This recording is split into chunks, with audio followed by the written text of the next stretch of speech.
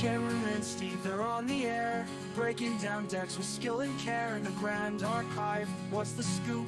Meta shifting, spoilers in the loop.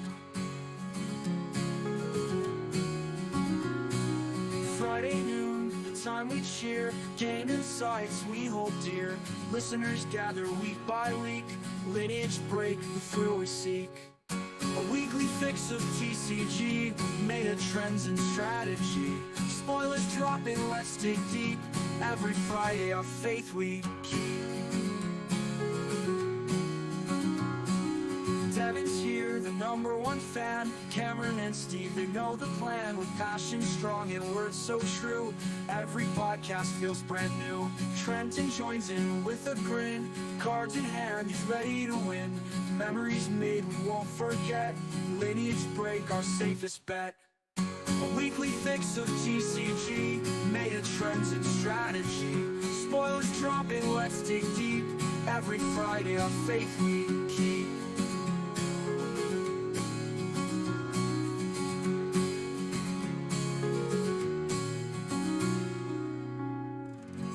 Devin's here, the #1 fan. Cameron and Steve, they know the plan. With passion strong and words so true, every podcast feels brand new. Trenton joins in with a grin, cards in hand, he's ready to win. Memories made we won't forget, Lineage Break our safest bet. A weekly fix of TCG, meta trends and strategy. Spoilers dropping, let's dig deep. Every Friday our faith we keep.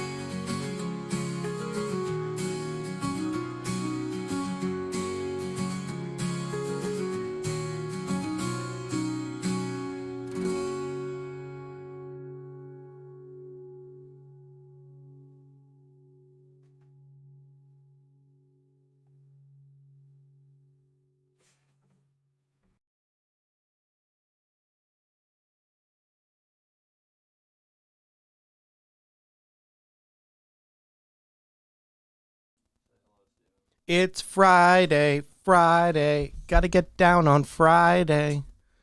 Looking forward to the weekend, partying, yeah. Partying, yeah. Fun.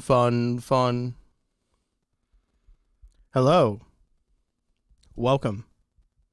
I hope you got to hear our new banger opening, a little sneak peek of it. Well, that's just the whole thing. Oh, man. Good afternoon. Good afternoon, indeed. Just remember, Cam, in faith we keep. I put this big stack of fucking things right in front of our chat. Yeah, but it's just the chat bar. You're good. Dude, don't tell me if I'm good, all right? What is with the aggression today? You okay? No. What happened? Where did the bad man touch you? All over the place. Yeah, you were with the bad man all night. What does that mean?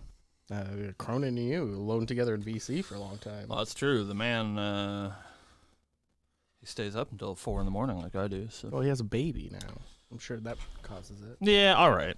All right. But I can't listen, Cam. All right. Listen, Cam. I was up at 2 when you posted that cursed VTuber stuff. Mm-hmm. However, if I didn't have to get up in the morning, of course I'd be up with you. You didn't. You're off today. Yeah, but I did have to get up this morning. I have things that I do in the mornings, Cameron. What's that? What do you do? I had run errands because I can't do it later today. What did you do this morning? What did I do this morning? Yeah, tell me about your day. I had to go to Walmart. Mm-hmm. And then I had to go to the post office. True. Both true. True W.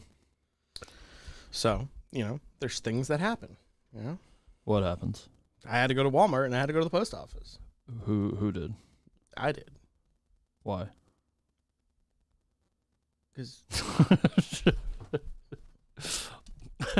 All right, folks. It's been a good run. Year and a half in, we're good. It's being real stupid today. It's that banger AI song really gets me pumped. Yeah, folks, if you love something and you haven't made a pop punk AI song for it yet, please do, because we did, and it is. Dude, it's unreal. I think it's gonna replace all music in like 10 years. I think music won't exist. Do you I have a question. All be AI I have a question. Yeah. Have you listened to any of like newer music? Have you heard any songs lately on the radio? Yeah.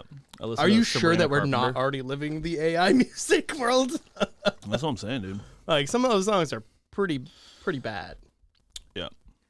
I mean, like, and then you have like pop queens like Chappelle Roan. Mm-hmm. She does that Hot to Go song. Sabrina Carpenter. Yeah, I just said that. We love Sabrina. She's a queen. I'm a big Sabrina Carpenter fan. You think she writes her own stuff?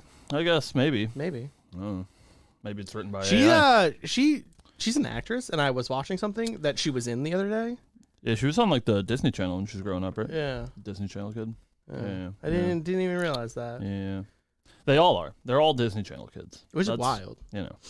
It's like the Nickelodeon kids get come away with, you know, trauma, mental trauma, and drug abuse, and then the Disney kids come away with meteoric success. So, well, I mean that's not always true. Like, listen, look at what's her name, Annalise. I don't. You can't remember her name, and I have no idea who you're talking about. She played. So that's not a. It's Annalise something. She played.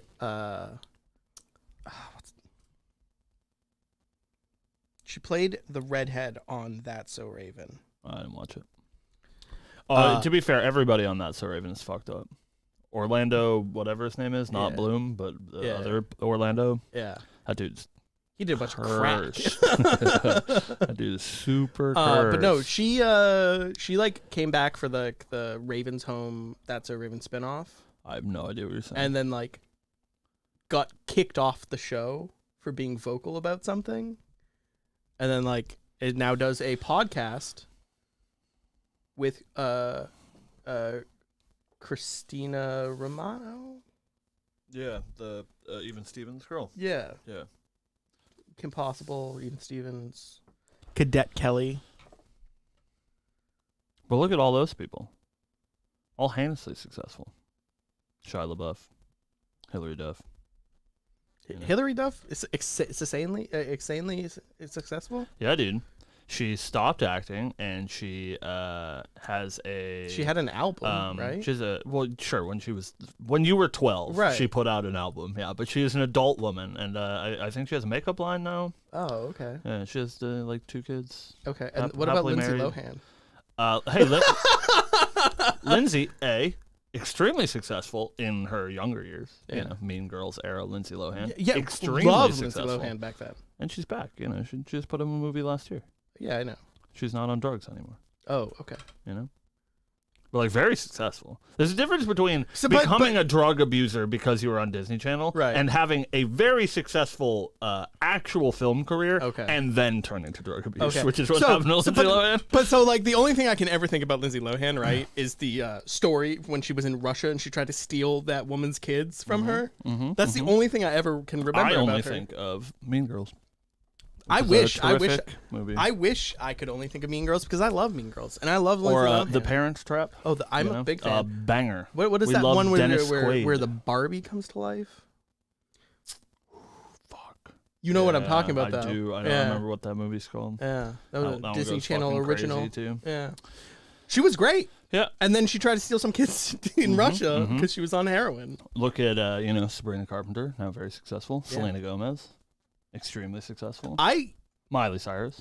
I'm glad. It's not disparaging on anything, but I'm glad Selena Gomez went back to acting. She's way funnier as like an actor than she is as a I enjoy her more as an actor than I do as a songwriter. Have you seen that show that she's in? No. She's in a show with Martin Short and Steve Martin. What? Yeah. Where they live in an apartment building and someone gets murdered and they like team up to try to figure it out. Yeah, I saw that show is hilarious. For that or something. Yeah, the show is absolutely hilarious, and they filmed it in Worcester. Worcester? You guys from Worcester? I'm from Worcester. But like, I love me some Martin Short, and I love me some Steve Martin. I'll give you some Martin Short. Yeah. Yeah. Okay. It's not Martin Long. Is it Martin Short? Jiminy Glick? What? I'm a big Jiminy Glick guy. Hey everybody. Wow. Welcome. Cancel Cam. He doesn't know who Jiminy Glick is. I don't know anything about anything. Well, we're never ever going to be on the Jiminy Glick show now. If they're not 2D, I don't know who they are. And if they are 2D, I probably still don't know who they are. Except for this one. That's definitely not Jiminy Glick. Look, they're so cute. You know, you think I should buy one of those Sylvie figures? I'm thinking about it. For here? Yeah. Well, like, I feel like I'm going to buy the other ones. And it seems disrespectful to poor Sylvie. Oh, I'm surely not buying the Sylvie one, but I will surely buy the Tristan one. Yeah. Yeah. I don't really. It's the same thing with the deck box thing for me. Like, I didn't want the Tenoris deck box until it was the one that I was missing. Right. It's kind of like the same way. I had to buy it. I don't really want to buy the Lorraine deck box, but I kind of feel like I need to because I have the other 4. Yeah. Yeah. So maybe. I don't know. You know? You get it. Yeah. Anyways, hey chat. Hi chat. It's good to see you. This you. is a Grand Archive podcast, by the way. Yeah, we don't have a whole lot to talk about today, so I'm sort of just, dragging my feet. There's going to be a day where we come in and there's nothing to talk about and Cam can't think of anything, and he lets me finally talk about one of the things that I want to talk about. Don't say that. You can talk about whatever you want as long as it's not cringe. Well, then you're restricting me. You're tying my hands behind my back. I'm always here for your ideas. What do you want to talk about, Steve? Neon Genesis time loops. What do you want to talk about on our Grand Archive podcast? About Grand Archive? We should just have unhinged anime talk day. I just feel like we can talk about that forever. Well, when we're meteorically successful, then we can do the spin-off show. But until then, hey Alex, how you doing? Good morning. No, I'm working though. Don't tell my boss. We won't. And we also want to say, again, we said it last week, but congratulations on your win on the Scrub Out. Congratulations on your big Tristan. Your big Tristan that should be sold for a bunch of money. Some of the boys said something that I don't want to hold them to because it is way too much. But Devin and gang made a suggestion for us to try to get a big card. And do you think it's going to be Kongming this time? If it's Kongming, I will do everything in my power to win one for you. I got those 800 tickets from VIP. That's not even close. How much are they? Are they 15K? They're 15. 20? 20K? Something like that. It's a lot. Yeah. There's a reason we got this and not the big card. No, I can't do it. There's going to be new playmats too. I can't. I can't sacrifice it. Hi Trenton. Hi Trenton. Trenton, we played the banger AI song before we started the show. Yeah, you missed it. It goes crazy. It goes so hard. We're gonna. I was talking to Steve before the show started. I want to shoot a Full House style intro with our cursed AI song. Yep. So that's the plan. That's true. Yeah. They're blessed by Steven. I sent him the faith. Because the faith. in the Lineage Break, our faith we keep. Or whatever. Our faith we keep, yeah. Something so stupid. Yeah. I'm so glad that I literally saw that they posted the winner and I was like, hey, I know that guy. But yeah. It's got to go both ways, though. We don't have a curse nickname for Alex, Yeah, that's true. Can't be like, oh, it's Gluey Guy, Correct. That's you. You're Gluey Guy. I'm Gluey Guy. But that's Gluey Guy. I do want you guys to know that I went out and I don't know if did I wear it last week? Yeah, we didn't wreck it yet, though. We have to. Yeah, I went out and I bought a Bluey shirt that we're gonna doctor up and make it a Gluey shirt. Yeah. I don't know. Should paint. Do you think? So Sil posted the Bring It to Ascent, the horse head. Do I go out and buy one of those? And, I think we should for sure bring them to Ascent. go out for the bit. Yeah. Yeah. You want to get into one of those like tandem horse suits? Yeah. As long as I'm the back. Nice. Perfect. Yeah. No, I agree. Yeah. No, it's funny. Do you think horses are gonna be good? We should save all that for the show, I guess. We'll talk about horses later. Yeah. All right. Well, gents, we have a show to shoot. It's a bit light today, but that's all right.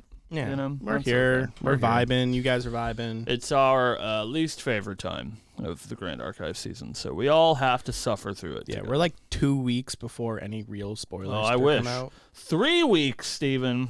Oh, no, it's not. Next week is I promise you, it is 3 weeks from tomorrow because I am so ready. 2 weeks from tomorrow, or a week from tomorrow is the 1st, though. Yeah, and what does that mean? September 1st. Yep. That means we're closer. Yep. To September 14th, which is 3 weeks from Saturday.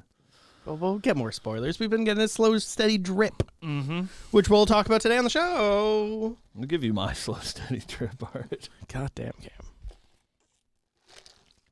Are we too unhinged? You guys should know that by now, right? Oh, It's been a year and a half. I'm too unhinged. All right, you ready, Steven? Woo!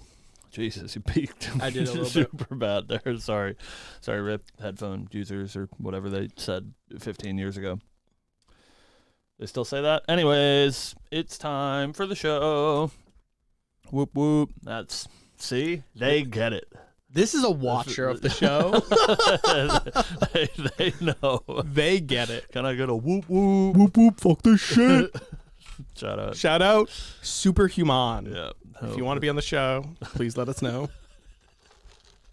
I'm going to do it every time. It's the worst bit that we have. It's the worst bit. It's not so for them. Stupid. It's not for them. It's for us. Yeah. We do a bunch of bits. Whoop, whoop. It's for all the juggalos and juggalettes. All right, I'm done. I swear. It's time to do the show. Man, it's so dumb. Whoop, whoop. Whoop, whoop.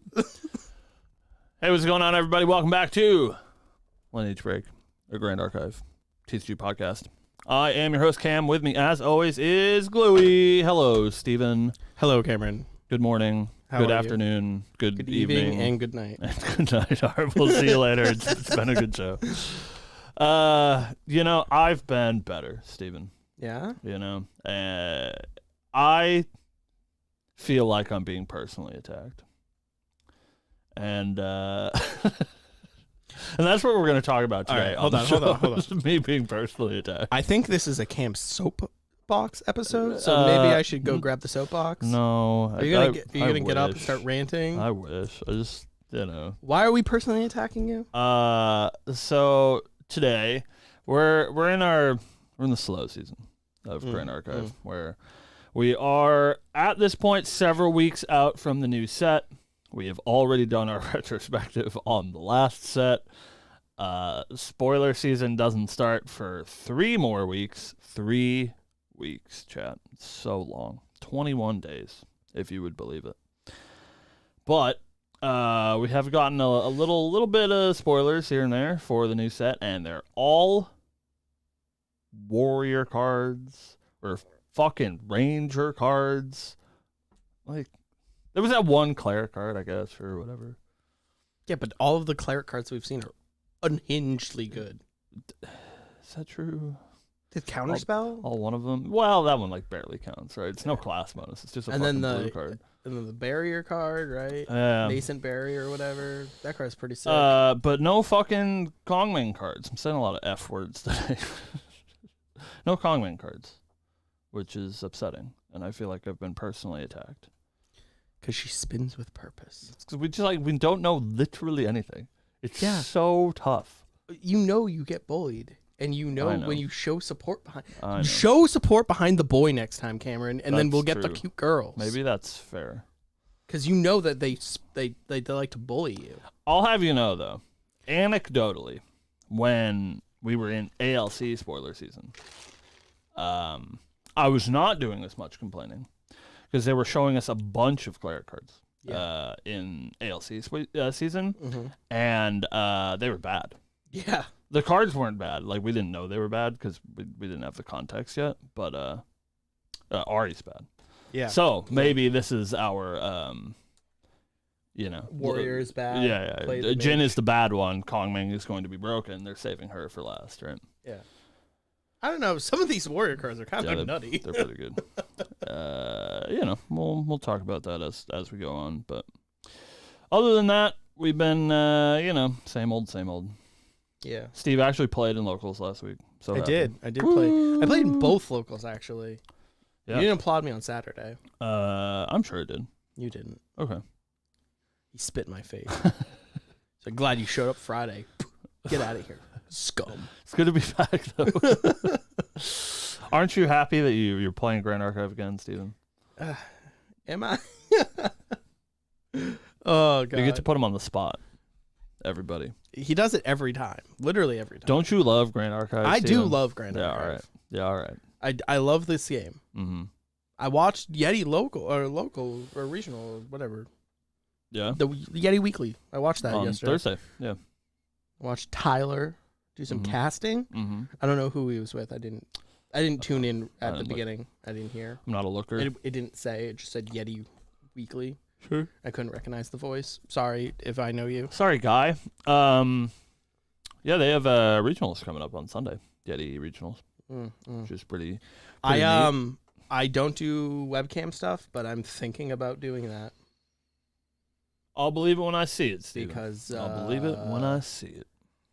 Because I need points this season so I can get gold because I'm just about there, but not enough. You know what I mean? I do know what you mean.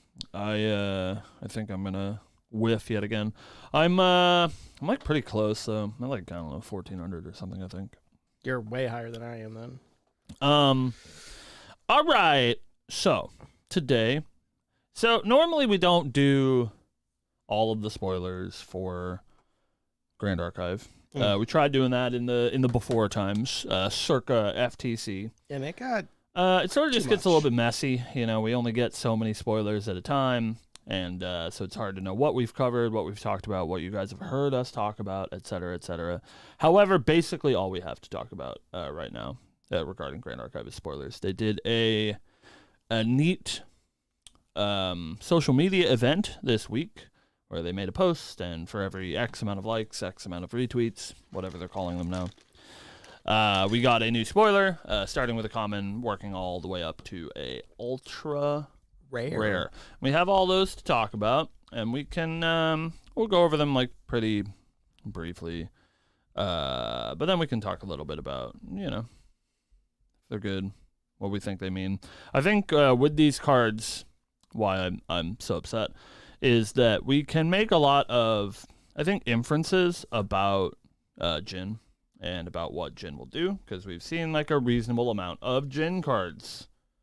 And I wish we could do that for someone else. She spins with purpose, though. God knows I haven't posted what she does. My gift today. Gotta do that. So, first on the list, sort of, also worth maybe discussing. We're getting a substantial amount of reprints, it looks like, in A and B. In A and B. We, for a while, they announced Dungeon Guide a while ago, so we all know that Dungeon Guide's coming. We've been talking about it a lot. Let me see the art. Yeah, so Steve, walk with me here. I had this conversation yesterday with our very own Trevor. Do you think I should sell my Dungeon Guides? I'm really thinking about it. Your promo ones? Yeah. So here's my two schools of thought, right, Steve? And you let me know how you feel. Mm-hmm. So school of thought A, there's 65 schools of thought, but I'm just going to give you all of my schools and all of my thoughts. Okay. A, they're worth an insane amount of money. Yes. And I'm broke. Yep. And I have A and B to pay for. Yep. And so that sounds nice. So here's the two outcomes that are going to happen, right? I have these promos, and we're at the point where I feasibly probably am not buying foil Dungeon Guides of any that exist right now. Correct. The foil promos are too much. Even the altar foils are too much. First ed foils, my lord. But I am a foil enjoyer, and I have a lot of foils for my decks. Correct. So we'll get to a point where I will need foil dungeon guides, theoretically. Correct. And so there is an argument in the favor of buying the new ones and buying them foil. There'll also be the new foiling, I think is announced. There'll be the new foiling, which is very curl resistant, which is nice. So that sounds pretty good, right? Mm-hmm. And so if that is my plan, and I sell my dungeon guides now, and I make a bunch of money, and then the new ones come out, and the art is really cute, you won't feel bad. I win. Right. However, if I sell them now, correct, and I don't like the art of the AMB dungeon guide, I am down catastrophic. Correct. Like going to Home Depot looking for discount rope. So, So there is a world. It's a very small world. Dungeon guy. Yeah. I know it's a world that exists. That is in one of the multiverse. There is a universe in which Dungeon Guy is a thing. There's only one universe where we lose. Yeah. Yeah. It's Dungeon Guy. It's Dungeon Guy. Yeah. So, however, I think it's highly unlikely that they print a staple like Dungeon Guide as a boy. Well, so it's the it's the white border approach, Stephen. Correct. Where you print the reprint for accessibility, but you don't want to hurt the collector's value of the old ones, so you make it ugly and nobody wants it. I'm sorry. When has that happened in Grand Archive? Well, listen. That's fair. Please. Every time they've reprinted Fairy Whispers, it gets hotter. Oh, yeah, it's really good. Weaponsmith, she cute as fuck. That's true. The old one's cute, too, though. Right. But I'm just saying, like, they don't... When have they ever gender swapped to a boy? It hasn't happened. I think literally never, actually. Right. They've gender swapped all the characters to never. women. Yeah. You know, like Broker, Black Market Broker. I know. Went from an ugly boy to a hot girl. I know it. See, I don't know. I think you're safe to sell.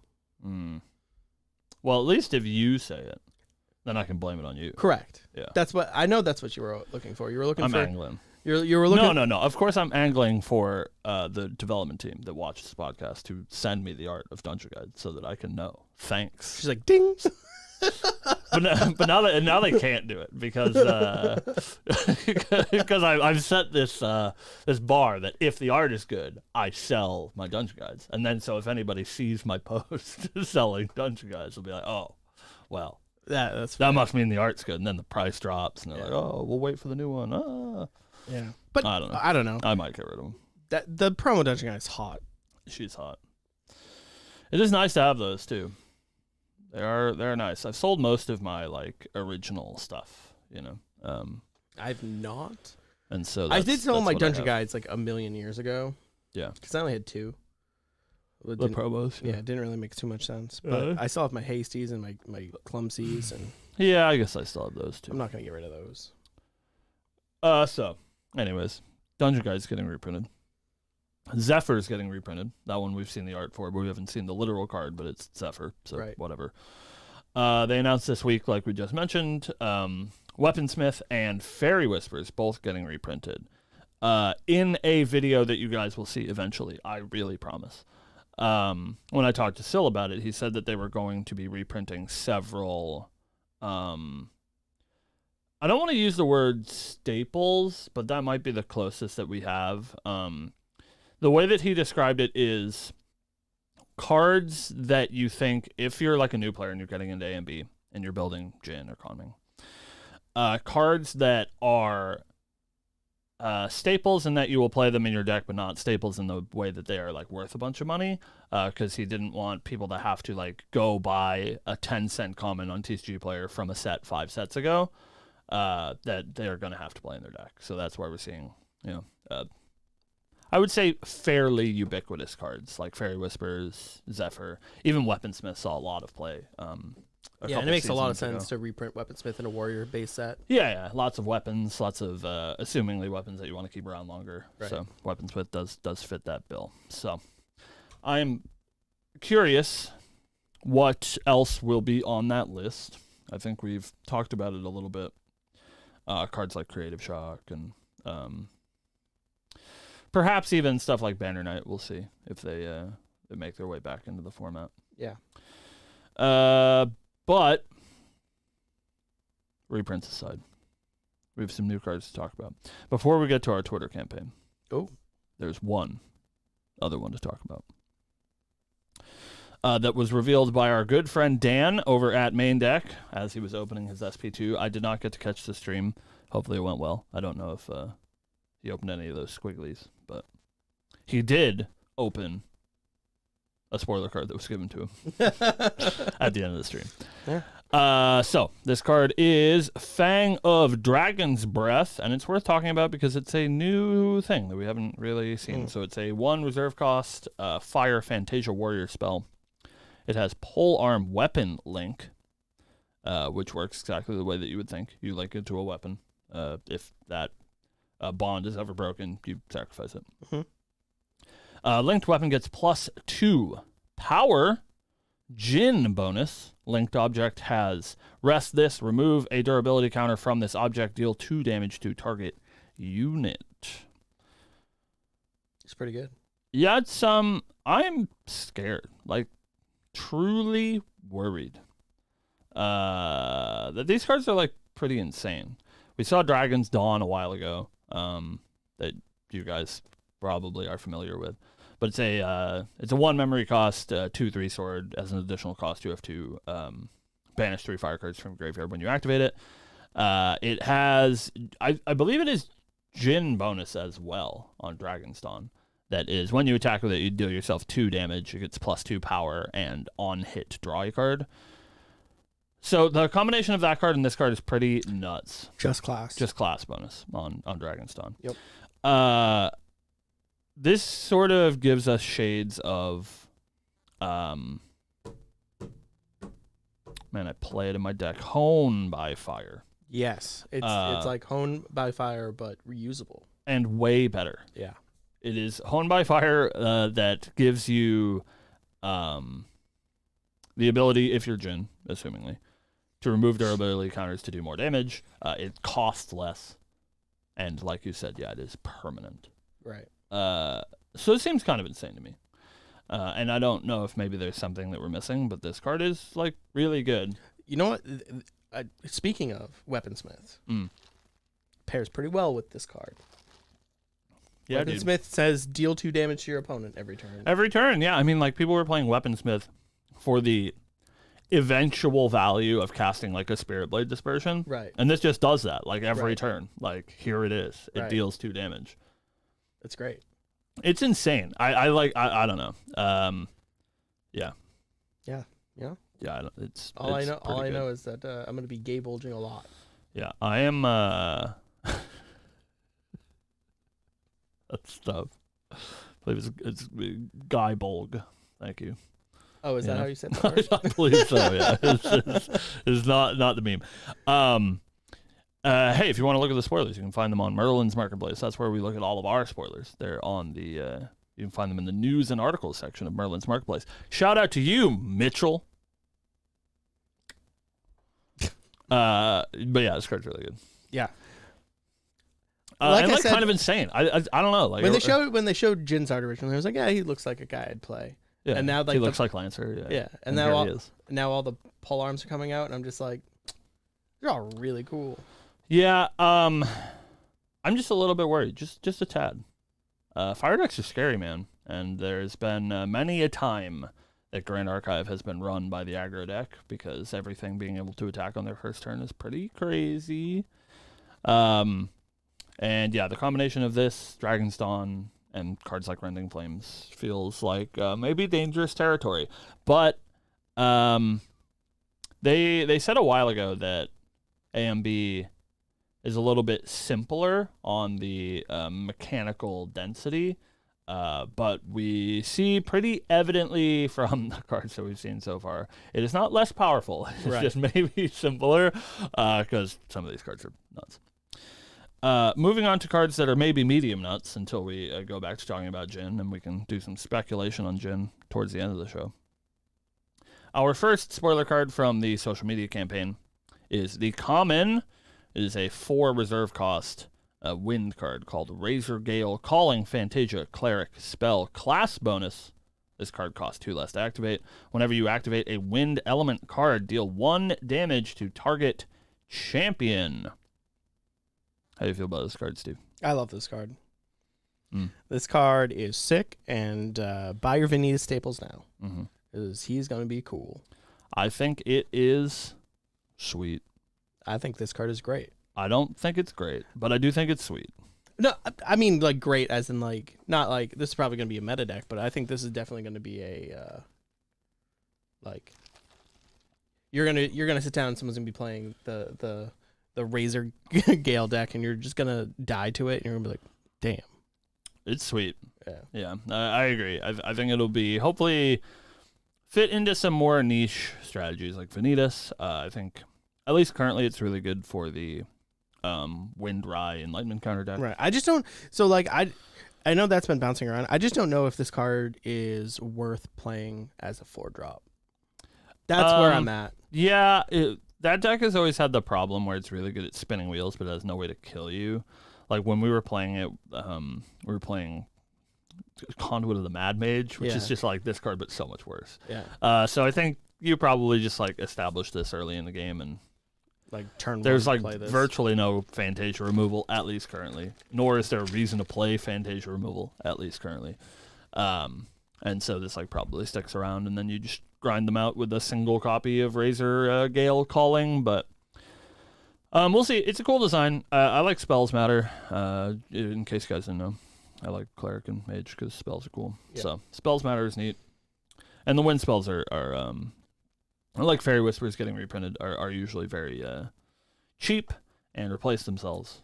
It's pretty good. It's not even Spells Matter, right? It's cards too. Yeah, it's any card. You can do the Shan Zhang special and Windmill Reclaim and get 2 damage off of it. It's pretty good. Yeah. Yep. Yeah, so it could be cool. I think it's probably a little bit too slow to be like a meta contender, but it is pretty cool. Who's next on the docket? Next on the docket, we have a 4 reserve cost Fire Ally Tamer Beast Tiger, Lava Soul Tiger. It has Pride 3. Class bonus on enter, you may banish 2 fire element cards from your graveyard. If you do, Lava Soul Tiger loses Pride until end of turn. He is 5 power and 5 health. Yeah. This is Capricious Links, but bigger. Is that good? 5's a lot. Pride 3 is not hard. Well, that's what they say about Capricious Links, and then it sits there on the board for 4 turns until you're Pride 3. Yeah. Yeah, I don't know how to gauge Tamer cards, especially when we're in this world that we are now. Right. I don't think slimes are so good. Exactly. I don't think this replaces any slime. Yeah. Yeah. I think that's fair to say.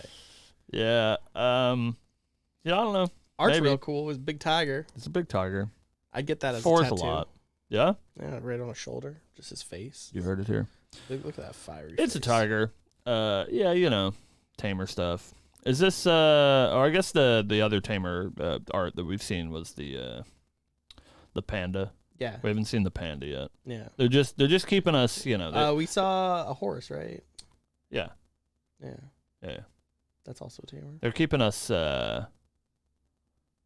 ready for the horse tribal. You know, this is like the tease. Like, here's some tigers, but what you're really waiting for? I'm waiting for ordinary horse. The horse tribal. No, I didn't. Poro. You want to address that instead of just saying words that don't mean anything? Poro asked if I had maxed rarity Tristan yet, and no, I haven't. But he doesn't even play Tristan anymore. I do play Tristan. What are you talking about? I played Tristan on Friday. Likely story. No, I lost to Merlin. Likely story. All right, next on the list. Yeah. We got Slipstream Vault. She's hot. Which is a 2 reserve cost water action ranger skill reaction. Class bonus. This card costs 1 less to activate if it targets a unique ally. Target ally you control becomes distant. Negate all card activations targeting it. Fast speed. This card's nuts. Yeah, I think I'm way hotter on this card than most people are. It's not super good right now. Obviously, we haven't seen the entire set that probably makes this card good. Because there's not a whole lot of like targeted removal right now. Right. And so card activations targeting something not particularly relevant at this point. But two things. A, when that is the case, this is insane. Feels sort of like a dive down, right? Mm-hmm. But at the very least, it's like a reposition with upside, right? So 1 cost, target unit becomes distant. Doesn't have floating, obviously, but has the upside that it can be very good, assumingly. In the mage matchups, this card was built for Dahlia. Yeah. Yeah. Or whoever this girl is. Maybe this is a unique girl that we're looking at, but built for Dahlia for sure. I also see this card as a answer to things like Stifling Trap. Sure. You know? Mm-hmm. You dungeon guide, they play Stifling Trap, you go, Slipstream. And the stifling your Stifling Trap. Yeah. And then they Stifling Trap your Slipstream, and then you Slipstream their Stifling Trap, and then... You can't do any of that. Anyways. But I'm just saying. Yeah, it's good. I think this card is very good. I think that's exactly where counter stuff should be, right? It's like a reaction to what your opponent's doing, not just like a pure counter. Yeah. Yeah, and assumingly, being a mage set, I would think that we're going to get an increase in targeted spells that deal with allies, and this is obviously a reaction to that. Yeah, somebody in chat says good with Crimson Tier, which is true. If you can do that, you got to be doing some, I don't know, some Polcock nonsense. Yeah, I was gonna say, this is free if you. It costs 0. It's free in a draws card if it targets Crimson Tier. Yeah, Crimson Tier in a Polcock deck. Pretty good. Woo! Dahlia in a Polcock deck. This card costs nothing. Could be cooking. Last but not least, before we get to the UR, which I assume will be a hot button topic, we have Mother, Sword Saint of Everflame, is a 4 reserve cost fire ally warrior human. Class bonus, pay 2 reserve cost. Banish this from your graveyard. Target fire element weapon or ally gets +2 power until end of turn. She is a 3/2. Damn, she's hot, dude. And fine. This card's an SR, which is like kind of crazy, I think. I think it's pretty good, especially in fire decks that warrior fire decks that are leveraging cards like Hasty Messenger and Creative Shock, like assumingly they always have been. Maybe they'll get a little bit more warrior specific stuff of that nature. But another card that gives you the value out of your graveyard is good, and she is like very castable as a 4 cost 3/2. That when she dies, she gets you a little bit of value. So I think this card is fine, and we'll probably see some play. Does feel a little bit odd as an SR though. Maybe it's just like a little bit too much text to put on a rare. Yeah, it does pair very nicely with Dawn's Edge. Dragon's Dawn? Dragon's Dawn. That's it. Theoretically. Because on attack, you just got a fire card. Do you? Yeah. Is that what that card does? On attack, you may discard a fire element card and have Dragon's Dawn deal 2 unpreventable damage to your champion. If you do, this attack gets +2. Wild. The more you know. So there's a world, right? You discard that, and then you can give your Dragon's Dawn +2 because you're a psycho. So then you give it +4. Yeah, and then it's got a Fang of Dragon's Breath on it, and you're just like attacking for 65, and then you play Rending Flames, and they die. Yeah, I can see it. Yeah. There's little combos, right? But she's super hot. She is, no pun intended. Was the is the water one an SR as well? Because this is part of a cycle. Is their name the same? Right. Wait. The Sword Saint of Ever something, the water girl. She is literally your phone background. I know that she one. is, yeah. You know.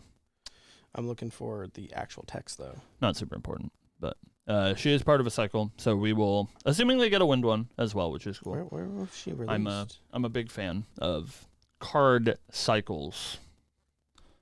But yeah, I think this card's pretty good. I don't know if everyone else feels the same. I've seen pretty like medium reactions to this card. Yeah. But like we said earlier, it's been told to us at the forefront that these cards are going to be a little bit less complex, right? So it's just like a card with good numbers. It gives you value out of your graveyard. It is an efficient body, a medium efficient body at a 3/2 for 4. And so I think that's what we're going to be expecting from A and B.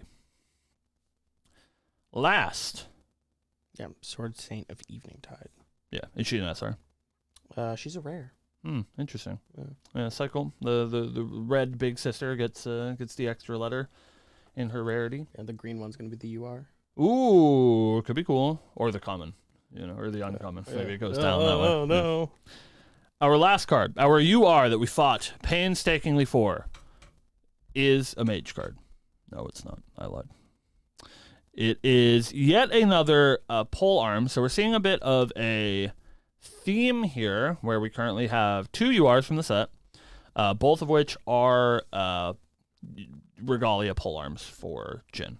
This is Wind as opposed to Dragon's Dawn, which we've talked about a little bit today, being the fire version. So this is Sundering Moon. It is a 0 memory cost Wind Regalia weapon warrior pole arm, and it has 2 pieces of Jhin bonus. Jhin bonus on enter. If you control 2 or more wind element allies, Sundering Moon gets +1 power until end of turn. Jhin bonus pay 2 reserve. Return Sundering Moon to your material deck. Prevent the next 1 damage that would be dealt to target unit you control this turn. It has a base 1 power 2 durability. You first, Steven, because I think I have some controversial opinions about this card. I think this might be a rare opportunity, or a rare time, that I also think this card's not very good. I think this card is okay, but I don't see it. I think that's probably where we get a little bit of an interesting thing to talk about, especially in this pre-spoiler season time that we are unfortunately time trapped in for the next 22 days. Jesus. Yeah, so I was pretty underwhelmed by this card. Not to say that it's a bad card. I think it is, in fact, a very good card, and something akin to like Crystallian Longsword, or like slightly better than Zephyr's Edge, right? Like, these aren't bad cards, and this card is distinctly very playable. However, I think it being at UR feels a little bit strange, and especially so compared to its ancillary that we have in Dragon's Dawn, which I think is an overtly very powerful card. However, it's very important that we don't put ourselves into a Cabin situation and say that this is a 2 out of 5. He had more information than we did, so, Hi, Cabin. We don't know what Jhin does. And so I think that this card is like probably way better with context, and I don't think that they printed it at UR for no reason. Correct. But there's a couple of interesting things to sort of dissect about Sundering Moon. Art's gorgeous, by the way. Start with that. My lord. Yeah. No, I these full art fucking. I will say something controversial, but I have the strength to do it. I think this is better than Dragon's Dawn. The art, yeah, I think the art's insane on this card. Yeah. This in foil is going to it's going to go crazy, dude. It looks so good. So there's 2 things that we can maybe establish here. And so we're going to do lots of maybes. And I know you love it. I know you love when we make predictions that we are always right about, by the way. So make sure to take this, clip it out. Sundering Moon. Obviously, wants you to play in a Wind Allies deck. That's what this first line of text does. Sort of similar to Dragon's Dawn. Both cards that are very, very good if leveraged early in the game. Both the effects on Sundering Moon and Dragon's Dawn we've talked about a million times.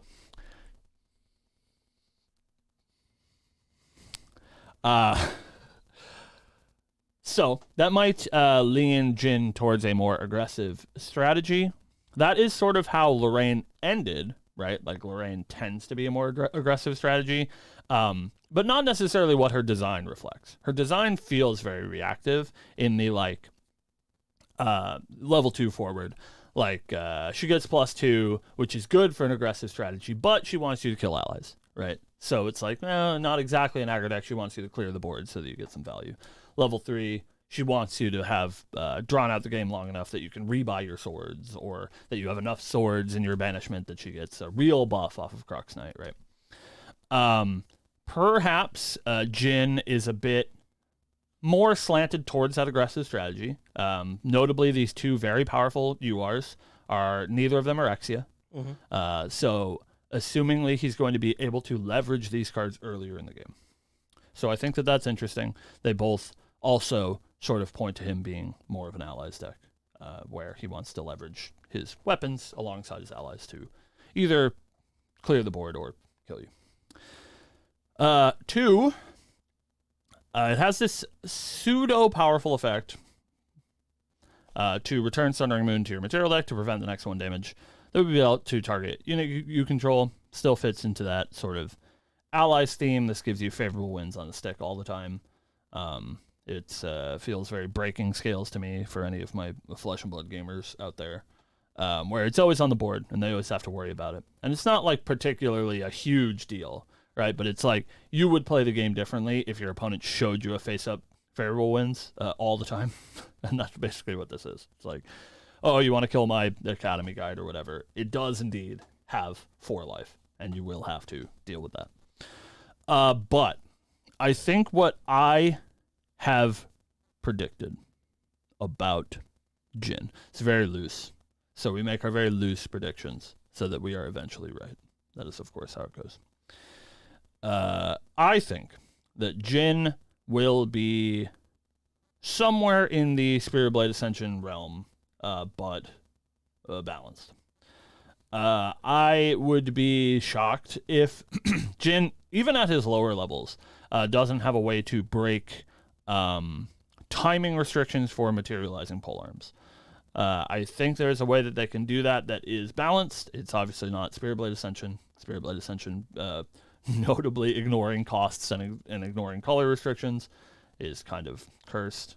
But I think if you allow Jin to do some materializing of polearms outside of his materialized step, that does give cards like this a lot more power. It does make Sundering Moon way scarier because it doesn't take up your materialized step. So if you can somehow generate this during your main phase, you get to leverage that on-enter ability, because this is an on-enter ability until end of turn. So Sundering Moon is not a Crystallian Longsword. It doesn't attack for 2 as long as it's around. It's only the turn that it comes in. And you are less punished by activating this favorable winds type ability, because you know it's not going to take up your entire materialize the next turn. I also think that is why Dragon's Dawn is worded the way that it is. As an additional cost, you have to banish 3 fire cards. That card would obviously be absurd if you get to leverage it every turn by bringing it back, using all of its durability, whatever. And so I think that's why it has that additional cost to sort of leverage its power in the early game. If Jin level 1 allows you to get a sword, or a polearm in this case, sort of like Lorraine does, if you want to get that Dragon's Dawn, it does have a real cost attached to it. So yeah, that's my thoughts. Thanks for listening to my TED Talk about this guy. Yeah.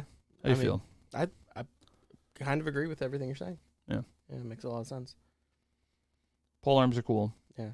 I had a thought that maybe like somewhere in his lineage that maybe he does something that we used to see a lot and allows him to untap and attack again, maybe. Maybe.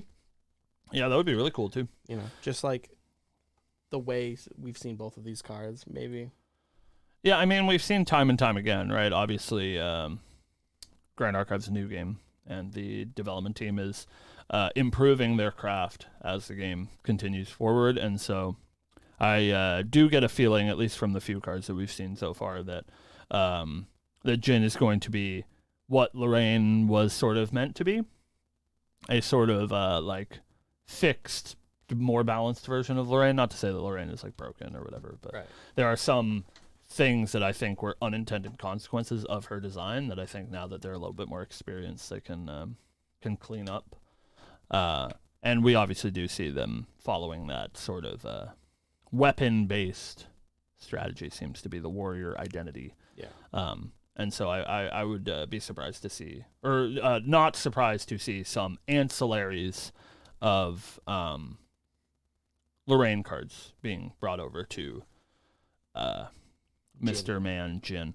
I think that you were right a couple of weeks ago when we talked about Silidar mentioning that there's a card in A and B that is a ancillary to a banned card. And I really do think that it might be Sword of Avarice. I think we might get Pole of Avarice. And again, if it is in a shell that is a little bit more balanced, where he can materialize it not using his material step, but he does have to pay associated costs and pay elemental requirements, I think that card is a lot more balanced, but still very strong. Right. So, and if that does exist, it's definitely the Exio. Yeah. So we get another UR. It's the Exia pole arm, and do you think we'll have water UR as well? Because the first two pole arms we've seen, the wind and fire, are both URs. Yeah. Vamp for me. I think that's pretty reasonable. So but I want to check the product sheet to see how many URs are. Because at that point, if there is a water UR pole arm, what do you think it will do? You're supposed to vamp for me now. Okay. All right, I'm just asking. What do you think it's going to do, Steven? I'm just asking. I'm trying to start this conversation. I don't know, man. Maybe that is the Avarice one. Maybe that is your draw. Water. Yeah. It's a little early, right? Or maybe it's the mill. Mills you some?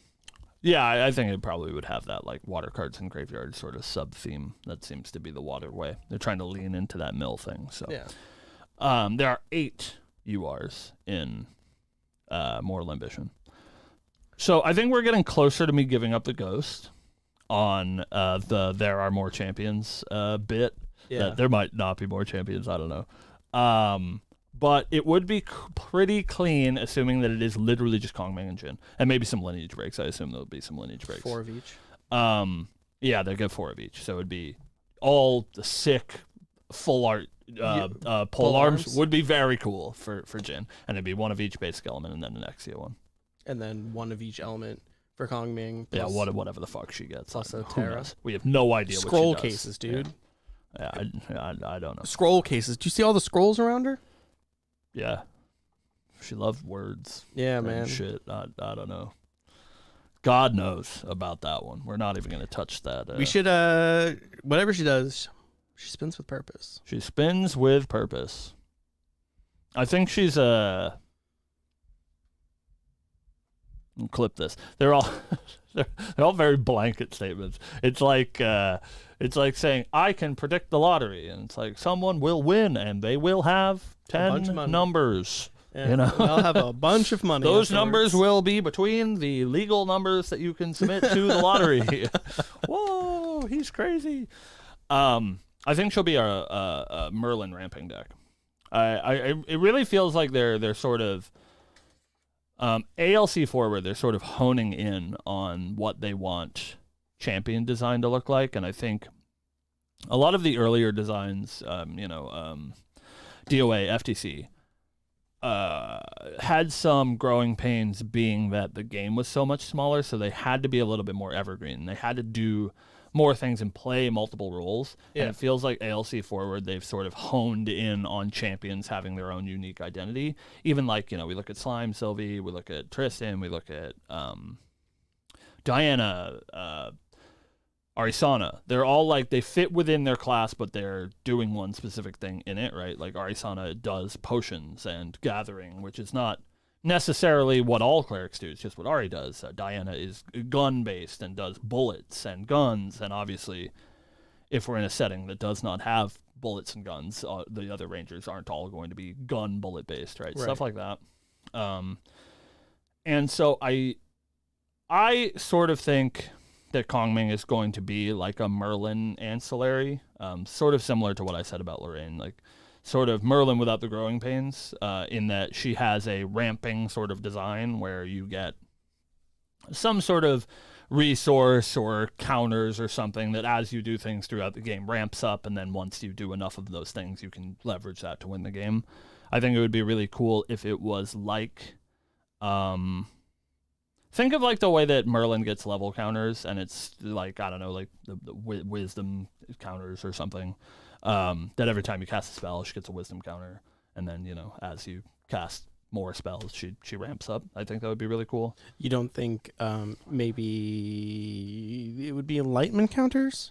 Yeah, maybe. I would like it to be more of a permanent resource. I think that there's some difficult game design in the enlightenment counters. Being able to draw cards means that like as a player, it's cool to have that decision, right? Where it's like, if you assume that you always have that terrible Regalia in play, whatever it is, the one that says for every 3 enlightenment counters you get +1 level. If we assume that you always have that in play, there's like an interesting choice as a mage player. Like, should I spend these to draw cards? Should I keep them for my level? That's cool, but it is problematic to design heroes that generate that much enlightenment counters, because then you create Rye, right? Not to say that Rye currently is like a balance issue, but that is a deck that very much has been and can be a balance issue if you give too much card draw to a champion. So I would prefer if, like, maybe she does some enlightenment counter stuff, but I would prefer if her mechanic is something separate. Not to say that I want more counters to track, but like, I want her mechanic to be the preserve mechanic, because that exists in Terra and we haven't seen it be explored at all. I think she'll get a little bit, but like, she's not going to be a preserve deck until level 3, right? Right.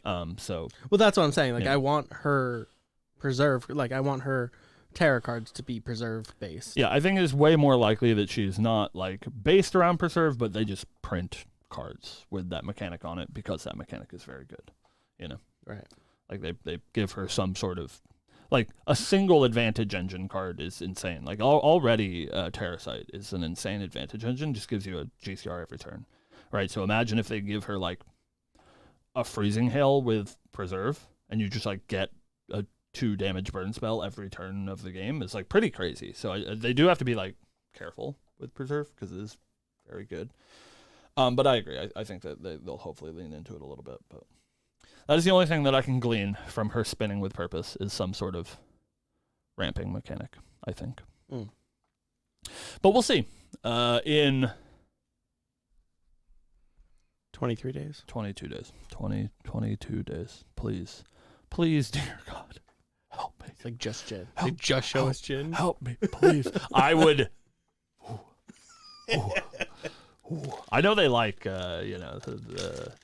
it's here on the show, ladies and gentlemen. It's like kind of an act, right? Like, you guys get that a lot of the time on the show we are hyperbolic, and I try to make a big deal out of things that are less of a big deal because it's good to entertain you folks. But holy shit, would I be tilted? I would be so mad. It's like, here's the entire Jin line. Oh my God. Kong Ming to be revealed on release. Be molding. They'd be like, yeah, we'll see you in Singapore. And I'd be like, God, please. I'd just come in, just like, our little studio back here is just a mess because Cam went on a rampage. Yeah. Surely we get at least level 1. Give me something, dude. Give me some mage cards, man. It's so fun to speculate, and we like based basically this whole episode on speculating on what Jin does because we have some Jin cards, but we don't know. Right. But like, are they all like Kongming specific mechanics? Is that what it is? Like, you can't show us a mage card because it has some sort of like maybe Kongming text on it. There's like a lot of Astra cards. Give her a spin counter, like yeah. Oh man! But like, they showed us the Astra cards before we saw Arizona, right? Like, we saw Star Calling before we had its text. Right, that's true. Right?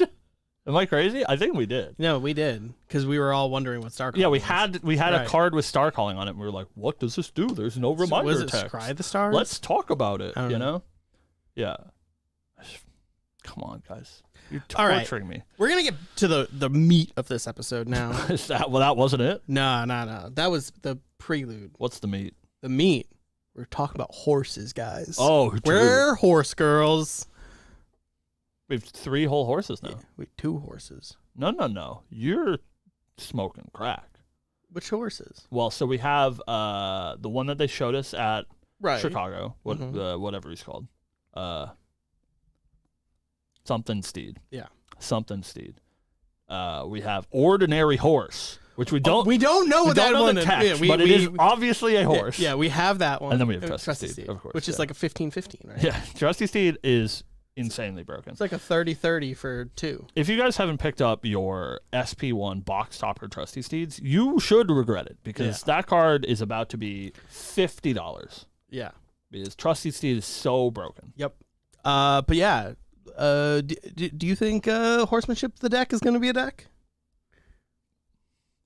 You know, I didn't. I like very much read this as a meme mechanic. It is like cool and it's flavorful, and you need those things, right? You need flavorful stuff, especially with like how deep they're going into the lore now going forward since Bell's joined the team. So I think Equestrian's a really cool keyword. I assumed that it would suck though. It's like really kind of hard to accomplish. I don't ever like cards that require another card, specific card in this case, to be good. Yeah. But then Sil made that tweet about bringing the horse masks to where? To Singapore? Or somewhere. Toronto, because it'll be legal for that. Yeah. So, like, maybe there really is a horse deck. And maybe he's, like, telling us. He's like, bring your horse masks because a lot of people will be playing horses. It's going to be real cringe when 300 people are trying to play games in horse masks. Shaking their heads around. Yeah, so I don't know. I was really down on the horses until I wasn't. So I think sleeper broken. Go buy your Trusty Steeds. Yeah, I can't wait till we get or sell them to me. Till we get a unique horse red mane. Very sick. Oh, would be cool. Yeah, because warring or Three Kingdoms period. That's Lubu. Lubu has a horse. A horse. Yeah, that'd be cool. And then we get Lubu because he's a polearm fighter. I mean, we got a lot of that. When we went to Cambria, right? Like a lot of those characters were remade into Grand Archive characters. Mordred we got like the Knights of the Round, and we got Merlin, and Nimue, the Lady of the Lake, and all that stuff. And even in FTC and stuff, yeah. So I think it would be cool to get Lubu. I can pull the Lubu out of the case and put it into my deck. And be like, this is my Lubu. That'd be cool. I like horses. Yeah, they're all right. I like turtles. I like turtles. Yeah. All right. Jesus, we're too old. We're too old. This is Get us off the internet. 30-year-old men talking about memes from 20 years ago. Hey, thank you guys for watching. We appreciate it.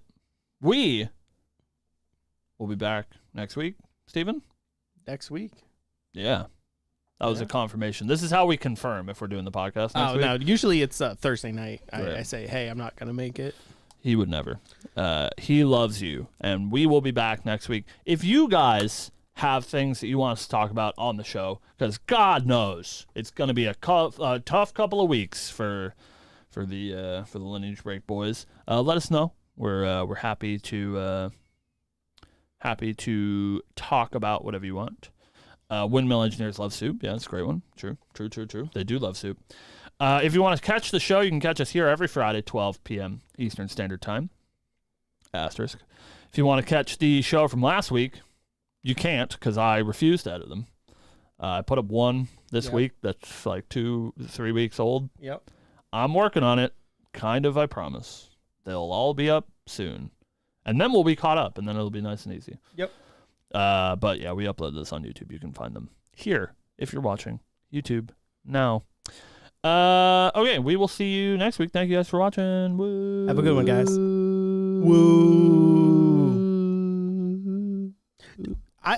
So my inner weeb is coming out because I just the things, keywords and triggers and whatnot. I'm triggered. So Windmill Engineer is this in the show? Soup. Is this getting cut? I mean, if you want to put it in the show. Windmill Engineer loves soup. What are you doing? I'm trying to. This thing is fucking hanging down. Do you think it's like a Death Note reference? Like Gods of Death love apples? No. You sure? I don't think at all. All right. Is a Death Note reference. All right. That is a giant leap. But yeah, that's a fair point. What are we eating today? I'm so hungry. Oh. What are we eating today, dude? I'm so hungry. I don't want sushi. Okay, good, because I'm hungry, and sushi is not like real food. Want to do pasta? Yeah, but where are we getting good pasta, you know? Plum? Yeah, it's like fine. Okay, yeah, that's fine. You can plum it? Yeah, all right, that's fine. I'll get some plum. Hey, Devin. Hey, Devin, you're in the cursed AI song at the top of the show. Yeah, you can go find it. They name drop you several times. Yeah. It's true. Because by the way. You know, we should just... We just replay it for everyone because they weren't here. Yeah, you guys want to hear a banger. The cursed AI song? Devin, Steven, there may be hope after all. I believe when I was working on the podcast that I posted yesterday, I thought that I had deleted the world's files by accident, but I think before I did that, I did actually put them onto my computer and I just forgot. Oh, because I think I found the Devin file? the secret Devin episode. Oh boy! So there might be hope that the Devin episode comes out. I believe I might have found it on the computer. Drop the Devin cut. I will drop the Devin cut if that is real. I do have to do some investigative work to see if that is true. But I saw a bunch of files that I was like, "What are these? Oh, are these the world's files?" But I was in the middle of an edit, so I didn't peruse. But maybe. Drop the Devin cut. Release the Devin cut. Hi, Trent. Yeah, when is Trent coming on the show? You know, he never wants to be on the show. Yeah, you know? He tells us all the time. He's like, he literally tells us he literally tells us all the time that he can't do anything anymore. I don't know. He's like too old or something. You're more than welcome to be on the show, Trent. Can't come in before noon ever. I dropped ice on me. Yeah, whenever you want, Trent. Just let us know. We'll get you in here. Look, there's plenty of room for you. It's true. We could, I have to put in an order for some more stuff for the other camera. And once I have that stuff, I should be able to, like, shoot us wherever we want. Not for the live show, but for, like... locals. Yeah, I just mean for if we want to have guests, it might be easier to do that not live, so that we have more room, because it's a little... Yeah, it's a little cramped. It's cramped back here, and the art is now here. So we would not be live, but I can shoot us outside, which is good. Wherever we want. As soon as I have the big old battery for that sucker over there, it's just lying on the... Jesus. You just threw it up there. Yeah, you know, it's hanging out. It's a camera shelf. There's tons of cameras up there now. Yeah, you know, yeah. The gimbal? I didn't know we had a gimbal. Yeah, it's missing. It's the plate that connects... or the screw that connects the plate to the gimbal. Just get a small screw. I just haven't. Oh. Yeah. Okay. Yeah. So, like, I see the plate and I see the gimbal, but I do not have the thumb screw to connect it to a camera. We should get a mount for the phone, so that we can vlog when we're at places. Mm-hmm. Steven, if you're gonna vlog, I'll support you. Well, if we're gonna go to a sense and stuff. We do go to a sense. Yeah, I know, but like we always say we're gonna vlog and we never vlog. But like if we had a gimbal and I could just use my phone, I would vlog. Something that I will say, by the way, is we bought some mics. We bought some nice lav mics that you'll see in the Silidar interview, not being used, but they are on camera. And they're quite nice. But they can be plugged directly into a phone. I hear the preamps on iPhone aren't great, but like whatever. But what that does mean, I don't know what our plan is yet for Toronto. But if we do drive, not to say that we're going to drive, but if we do drive, are you saying cursed live stream? We can do the podcast live in the car because we now have the technology. We just need a phone that can stream. Yeah. I have a 13 Plus. So that is a possibility. If we drive, we can do the podcast on that Friday. If we fly, we probably could too. That's probably way more cursed. We can't I think literally cannot do that on a plane. But we'll find out. It would be easier if we drive. But I don't know if we're going to do that or not. Oh, could you imagine? That'd be sick. Just like a 6-hour live cast of us driving to Toronto. Oh my God, I don't know if they need 6 hours. We just keep swapping out because like when I drive, then like someone else gets in next to you. Oh, true, yeah. And then you have like Trent and then like 2 hours when Trent has to drive, it's Trevor. Mm-hmm. Yeah, maybe sick. Maybe could do it.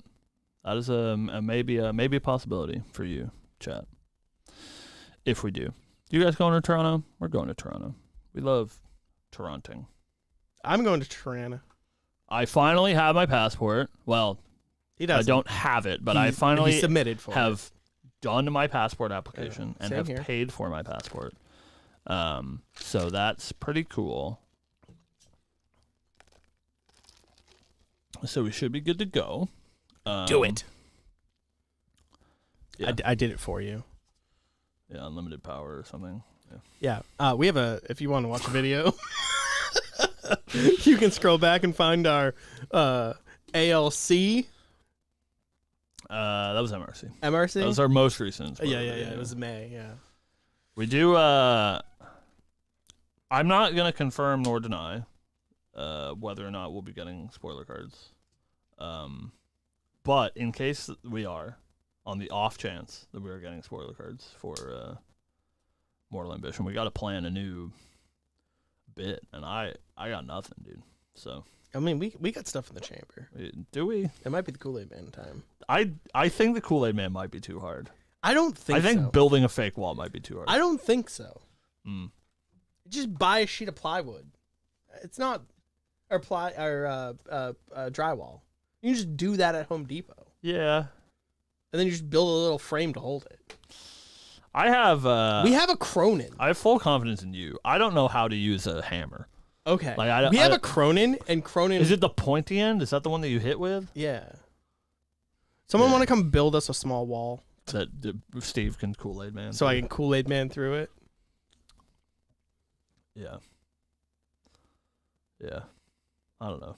Maybe we save the Kool-Aid Man bit. I do want to do it, but I want it to be perfect, you know? And I feel like I want it to be something that you're gassed about, you know? That's what I want to use the Kool-Aid Man bit for. You know? Yeah, okay. Well, when mechs come, I guess. Right. When I want it to be like, this is the Steve card, you know? When we get Kool-Aid Man him through the wall. When we get the space set and we get Gundam right. collab. Yeah. Then I'll. Oh God. Then I'll. Yeah. When we get the Evangelion collaboration. Dude, don't even. I didn't go Ava because like it's unrealistic.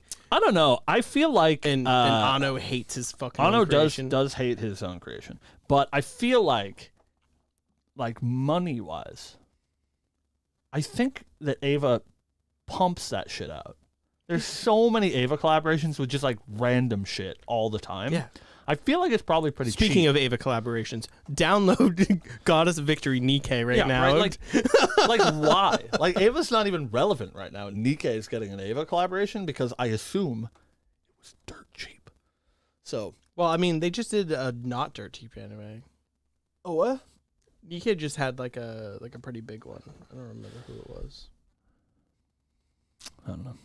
I don't play Nikkei, but I do now because you play Ava, because Ava's here.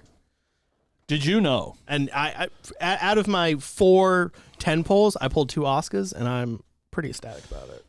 Did you know, Steven? Did I know? That this weekend is this Sunday.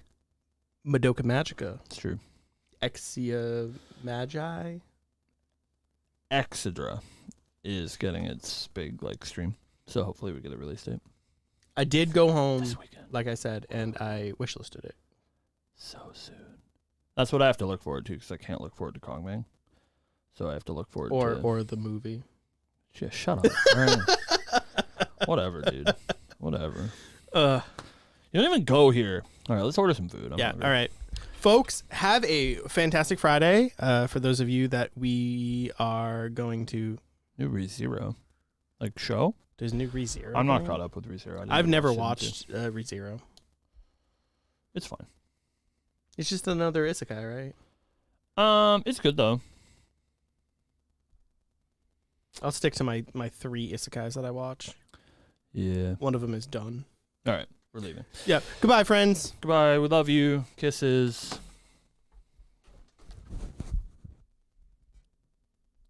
Second season is peak. All right. I liked season 1. I tried watching season 2 though, and I don't know. I watched probably like first few episodes. It's like fine. I know we get the hot mommy in it. I didn't get far enough to get the hot mommy in season 2. You know, the mommy, the other elf girl. You know, weird. All right, I'm leaving. I promise. Poro, feel free to DM me about ReZero.